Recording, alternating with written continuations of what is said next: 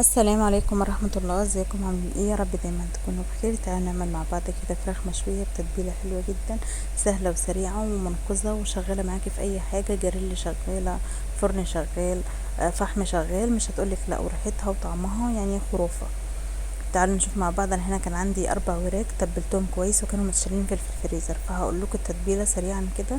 جبت طماطم وفلفل وبصل وتوم، فرمتهم كويس في الكبه، لما بقوا ناعمين جبتهم حطيت عليهم معلقتين صلصه كبار وصويا صوص ودبس الرمان، وحطيت البهارات اللي انا عايزاها، ملح وفلفل وكمون وبهارات فراخ وكزبره ناشفه ورشه من جوز الطيب ورشه زيت ورشه خل.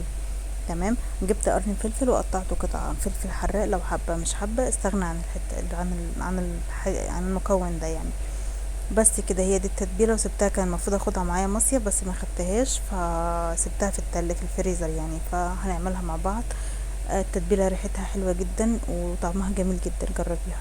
هجيب الجريل، هحط معلقتين زيت واسيبهم يسخنوا كده، وانزل بالفراخ بتاعتي بالتتبيله الحلوه دي.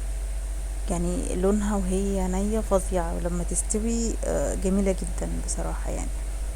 فجربيها، يعني هي شغالة في اي حاجة.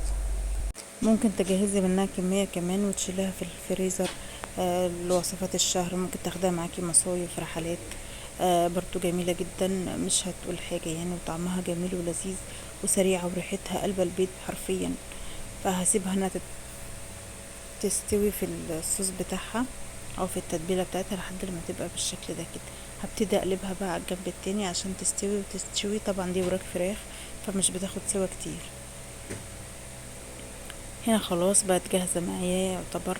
هبتدي بقى ان هي تتحمر وتاخد لون من كل جهه. طبعا هي بتستوي على طول وجاهزه جدا. طبعا انا وقت الغرف كنت غرفها في طبق بس المقطع اتحذف، فهي كده جاهزة جدا على الأكل على طول.